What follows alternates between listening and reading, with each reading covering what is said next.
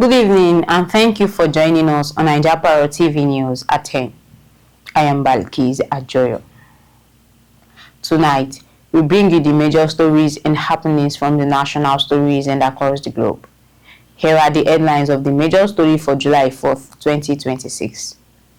Nigeria now West Africa's digital powerhouse, says Tijani.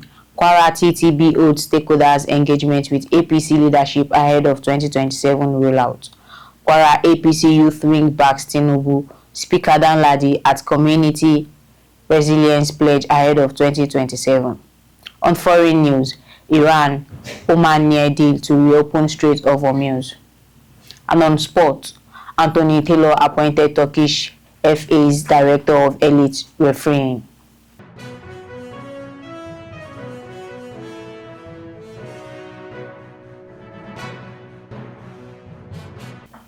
Now the news in details. The Minister of Communications, Innovation and Digital Economy, Dr. Tijani, has declared that Nigeria has become West Africa's digital powerhouse, saying the country's expanding influence in digital infrastructure, artificial intelligence and cybersecurity should form a central part of its foreign policy. Tijani made the remarks on Tuesday at the second seminar on anticipatory cyber and digital diplomacy organized by the Ministry of Foreign Affairs in Abuja.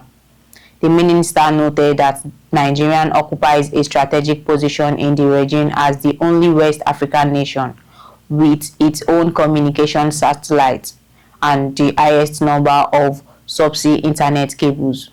Away from that, ahead of its official launch, the Kwara State chapter of the Tinubu Torchbearers TTB on Tuesday convened stakeholders engagement with the leadership of the All Progressive Congress State Working Committee (AP).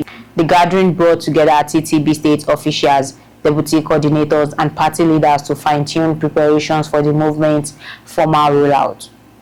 The meeting, presided over by the Kwara APC women leader Ajoyo Mohammed, convened by the TTB state coordinator who double acts as the APC House of Representatives candidate for the Ekiti, Irepo-Odun, Isin, Okeero Federal Constituency.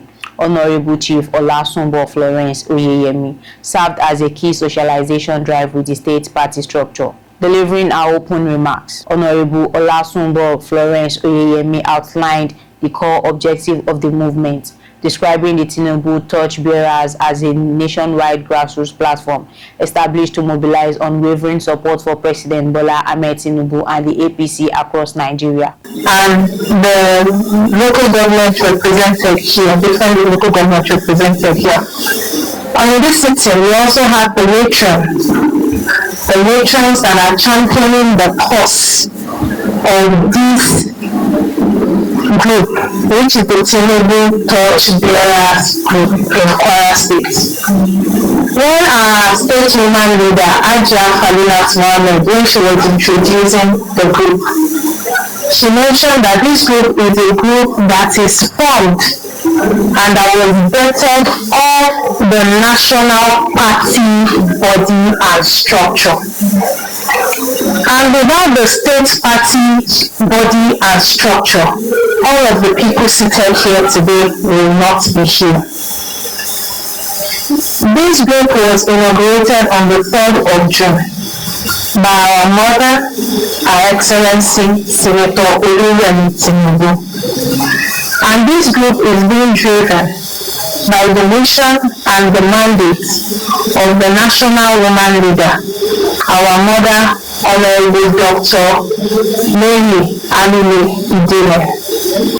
Meanwhile, the Kwara State chapter of the All Progressive Congress APC Youth Wing AA Youth Wing recently organized a community resilience pledge at the banquet hall in Ilorin, mobilizing grassroots support for the re-election of President Bola Ahmed Tinubu and formally endorsing the APC governorship candidate. Speaker of the Kwara State House of Assembly, Right Honorable Engineer Yakubu Danladi Saliu, ahead of the 2027 general elections. The gathering, convened by Ambassador Ilyas Shola Akobi, drew delegates from across all the 16 local government areas and 193 wards of the state, bringing together senior government officials, traditional rulers, women leaders, artisan associations, community stakeholders, and youth representatives.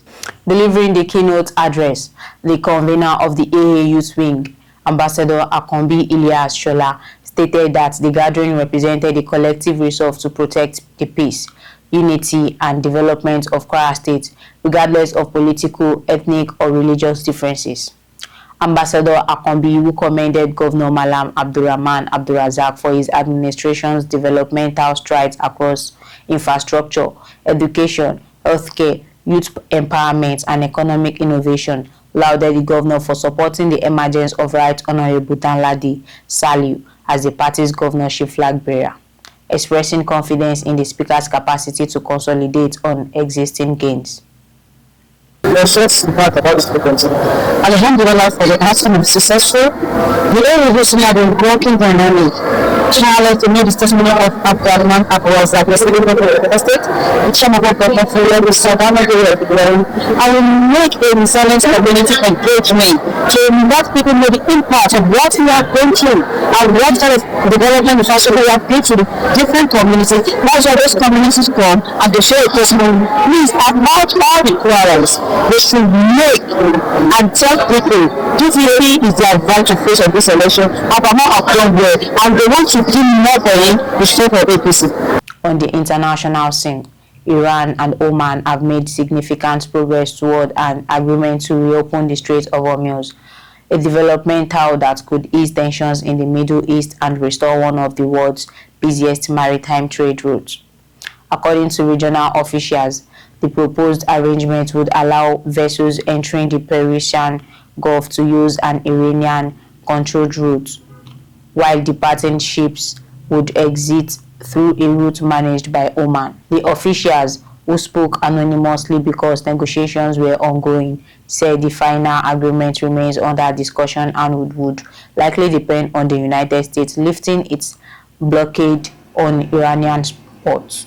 Lastly, on sports, former Premier League referee Anthony Taylor has been appointed Director of Elite Refereeing by the Turkish Football Federation just weeks after announcing his retirement from active officiating. Taylor, 47, takes up the leadership role following a distinguished 20-year refereeing career during which he officiated 668 professional domestic matches and featured at major international tournaments, including UEFA Euro 2020 and the 2022 and 2026 FIFA World Cups. His appointment was confirmed by Trinity Chambers legal firm through barrister Fraser Williamson.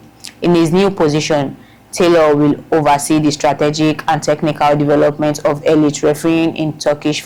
And that concludes our news for tonight. Stay connected with us. Follow us on all social media platforms and visit www.9japarrotTV.com for more breaking news and in-depth reports. I am Balikis Ajoyo. Thank you for watching. Good night.